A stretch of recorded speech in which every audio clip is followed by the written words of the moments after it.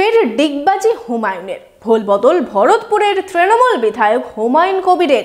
শনিবার বলেছিলেন, কার হয়ে ভোটে নামবো জানি না, নিজের হয়েও নামতে পারি। কদিন যেতে না যেতেই বিদ্রোহে ইতি। বুধবার কি বললেন হুমায়ুন কবির? মনোবীক্ষণ পলিক্লিনিক, চিকিৎসার জগতে এক দশক। এখন এখানে সব বিষয়ে ডাক্তারবাবু একসাথে তলায়। ফোন করুন 7477799515 এই নম্বরে।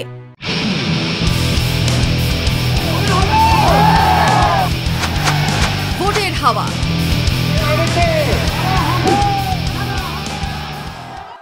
আমি ইউসুফ পাঠানকে ভোট দেওয়ার জন্য আপনাদের কাছে আবেদন নিয়ে যাব, ঘরে ঘরে যাব, মানুষের কাছে যাব।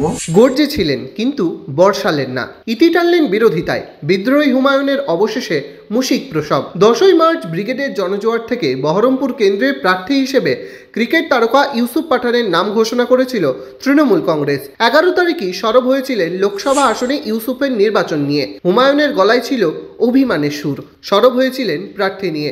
16ই মার্চ বহরমপুরে ফিরাদ হাকিমের বৈঠকেও যোগ দেননি হুমায়ুন। বৈঠকের পর এদিন বেসরকারি হোটেলে হুমায়ুন কবিরের সাথে আলোচনা করেন ফিরহাদ। তবে বিদ্রোহে ইতি দেবেন না বলেই জানান হুমায়ুন। সেদিন তার গলাতে ছিল বিদ্রোহের সুর। সেটা তো ভবিষ্যৎ কথা বলবে, বললাম ভবিষ্যৎ কথা বলবে, অবশ্যই ভবিষ্যৎ আছে। একদম 18 এপ্রিল পর্যন্ত এটা চলবে। আমার দায়িত্ব যখন পড়বে তখন কথা বলবো। এখন ভোটটা অন্য জায়গায় পাঠিয়ে দিয়ে সেই ভোটটা আবার আমার পক্ষে আসবে কিনা সেটা আমাকে দেখতে হবে। ওই জন্য তো মুখ খুলেছে, আমি তো অন্য কারোর জন্য না। তবে অবশেষে সেই বিদ্রোহী ইতি। বুধবার দুপুরে সোশ্যাল মিডিয়ায় ভিডিও প্রকাশ করে হুমায়ুন দাবি করেছেন 19 তারিখ সন্ধ্যায় দলের সাধারণ সম্পাদক অভিষেক বন্দ্যোপাধ্যায়ের সাথে কথা হয়েছে তার। সেই মতো তৃণমূলের প্রার্থী ইউসুফ পাঠানকে সমর্থন করবেন বলে তিনি জানান। তবে এর মধ্যেই দিল্লি উড়ে যাচ্ছেন হুমায়ুন। দিল্লি থেকে ফিরে নির্বাচনের প্রচারে নামেন বলে জানিয়েছেন হুমায়ুন। আমি গত 11 তারিখ থেকে 18 তারিখ অবধি দলের মনোনীত প্রার্থী ক্রিকেট খেলোয়াড় ইউসুফ পাঠানকে নিয়ে আমার যে অবজারভেশন ছিল বা আমার যেটা বক্তব্য ছিল, সেই বক্তব্য থেকে অনেকটাই আমি নেতৃত্বের প্রতি আস্থা রাখতে গিয়ে আমাকে সরে আসতে হয়েছে। অভিষেক বন্দ্যোপাধ্যায়কে এই নেতা মেনে তার ঘোষিত প্রার্থীকেই আপনাদের কাছে ভোট দেওয়ার আবেদন করছি বা ইউসুফ পাঠানকেই সমর্থন করছি।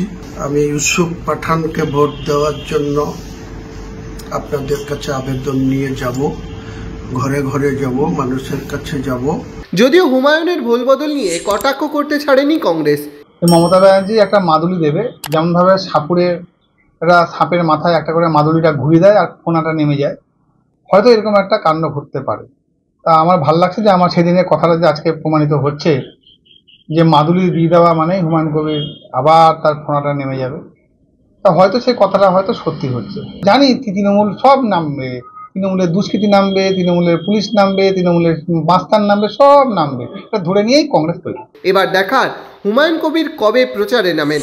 Bureau report, imagine community media.